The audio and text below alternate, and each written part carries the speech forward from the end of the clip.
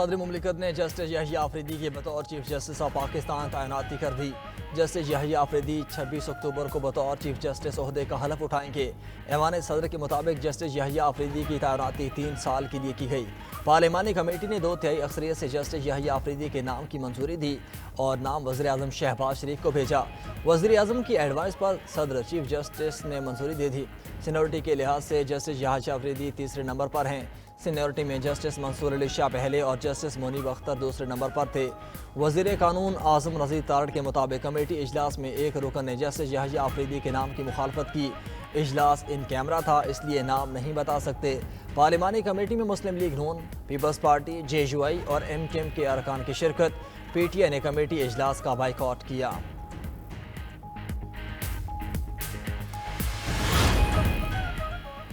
آئینی ترمیم کا مقصد اور استعمال واضح ہو گیا۔ امید ہے کہ جسٹس یحییٰ آفریدی یہ عہدہ قبول نہیں کریں گے۔ عہدہ قبول کر لیا تو عدالتی نظام کو بہت نقصان ہوگا۔ PTI رہنما اور ماہر قانون حامد خان کا رد عمل۔ وزیر اعلیٰ خیبر پختونخوا کا آئینی ترمیم کے خلاف احتجاج کا اعلان۔ بولے اب مکمل احتجاج ہوگا، پورا پاکستان بلاک کریں گے، یہ مرضی کے جج لگا کر مرضی کے فیصلے کریں گے۔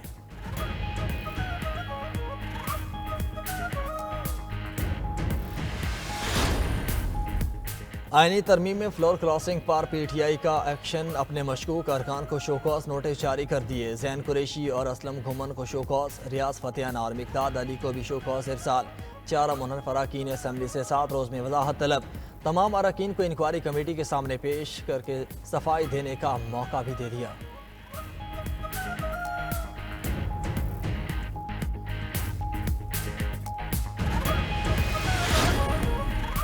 BNP مینگل کے منحرف رکن قاسم رونجو سینٹ کی رکنیت سے مستعفی۔ سیکرٹری سینٹ کو اپنا استعفیٰ جمع کروا دیا۔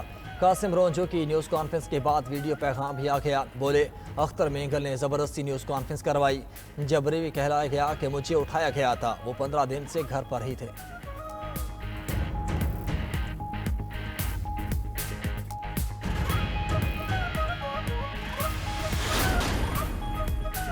آئینی ترمیم سے عوام کو عدالتوں سے جلد انصاف ملے گا۔ نظام عدل کی بہتری کے لیے آئینی ترمیم ناگزیر تھی۔ وزیر اعظم شہباز شریف کی وفاقی کابینہ کے اجلاس میں گفتگو۔ کہا 26ویں آئینی ترمیم 2006 کے میثاق جمہوریت کی تکمیل ہے۔ قانون سازی ملکی ترقی اور خوشحالی کے لیے مؤثر ثابت ہوگی۔ عوام کے قانونی معاملات کئی سال عدالتوں میں رہتے ہیں۔ آئینی بینچ کی تشکیل سے یہ التوا ختم ہوگا۔ آئینی ترمیم پر اتحادیوں کے ساتھ مشاورت ہوئی۔ یہ ترمیم سیاسی رہنماؤں کے درمیان مشاورت کی عکاس ہے۔ وزیر اعظم شہباز شریف کا آئینی ترمیم پر ووٹ دینے والے 5 آزاد اراکین پارلیمنٹ سے خصوصی اظہار تشکر۔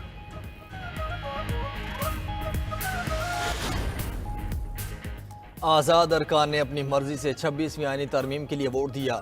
ارکان پارلیمنٹ کے اغوا کا جھوٹا پروپیگنڈا کیا گیا۔ وزیر اطلاعات عطا تارڑ کا قومی اسمبلی میں اظہار خیال۔ کہا PTI کے مطابق پر آئینی ترمیم سے 2 شقیں نکالی گئیں۔ تحریک انصاف انتشار کا شکار ہے، ان کا ایک گروہ پارلیمنٹ کے اندر دوسرا باہر ہے۔ اپنی اندرونی دھڑبندی کو پارلیمنٹ کے کھاتے میں نہ ڈالیں، انہیں چاہیے یہ اپنی جماعت کے معاملات درست کریں۔ آئینی ترمیم کا فائدہ عوام کو ہوگا۔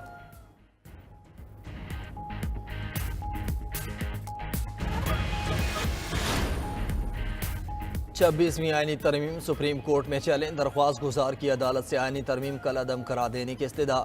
درخواست میں مواقف اختیار کیا۔ آئینی ترمیم سے چیف جسٹس کی تعیناتی کا طریقہ کار تبدیل کر دیا گیا۔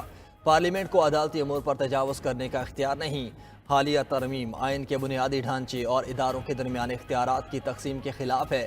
دوسری طرف آئینی ترمیم کو سندھ ہائی کورٹ میں بھی چیلنج کر دیا گیا۔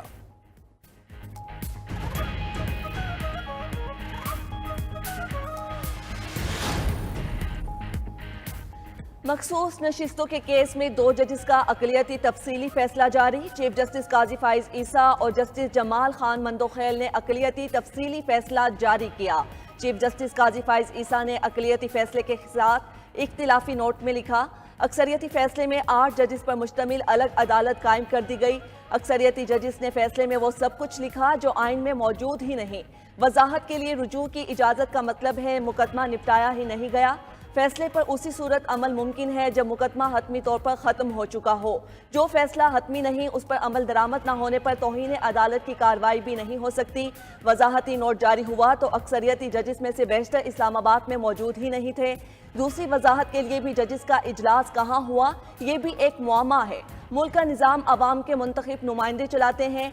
आइन को अपने अल्फाज में ढालने से इज्तिनाब करना चाहिए। उम्मीद है साथी जजिस अपनी गलत एक साथ 3 तलाकें देने के अमल को काबिल सज़ा बनाया जाए। इस्लामी नजरियाती काउंसिल ने अपने फैसले की तौसीक कर दी। तलाक की सूरत में शादी के बाद बनने वाली जायदाद को मियाँ बीवी दोनों में बराबर तकसीम करने के बिल को मुस्तरद कर दिया गया। चेयरमैन डॉक्टर मोहम्मद रागिब हुसैन नईमी की ज़ेर सदारत इस्लामी नजरियाती काउंसिल का इजलास। काउंसिल ने जहेज एक्ट की खिलाफ वर्जी पर सज़ा को 6 माह से बढ़ाकर 1 साल करने की सिफारिश भी कर दी।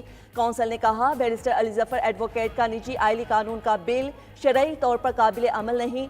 निकाह फॉर्म में थैलिस्मिया के टेस्ट कराने का कॉलम बनाने की तजवीज़ से इत्तफाक करते हैं।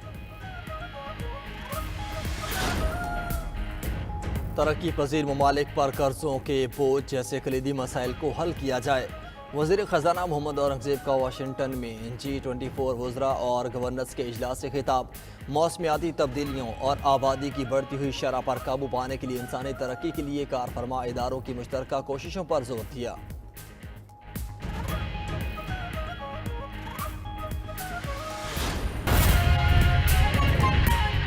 वज़ारत कानून को सदर मुमलिकत की जानिब से नए चीफ जस्टिस ऑफ पाकिस्तान की तैनाती की समरी मौसूल।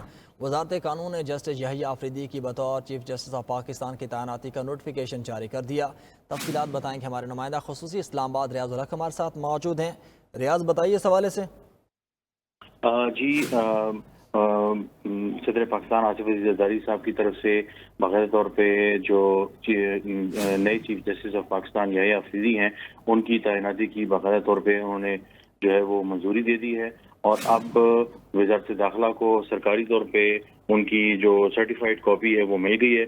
तो अब से कुछ देर बाद बाकायदा तौर पे जस्टिस यहिया आफरीदी की तैनाती का जो नोटिफिकेशन है वो जारी कर दिया गया है। फिल वक्त अभी तक नोटिफिकेशन जारी नहीं किया गया, कुछ कानूनी कार्रवाई बाकी है। उसके बाद बाकायदा तौर पे जो वजारत कानून है वो बाकायदा तौर पे नए chief justice of Pakistan justice Yahya Afridi की तैनाती का बाकायदा नोटिफिकेशन जारी कर देगी। वज़ारत कानून ने जस्टिस यहिया आफरीदी की बतौर चीफ जस्टिस ऑफ पाकिस्तान की तैनाती का नोटिफिकेशन जारी कर दिया। तफसीलात बताएंगे हमारे नुमाइंदा खुसूसी इस्लामाबाद रियाज उल हक हमारे साथ मौजूद हैं। रियाज, बताइए इस हवाले से। जी,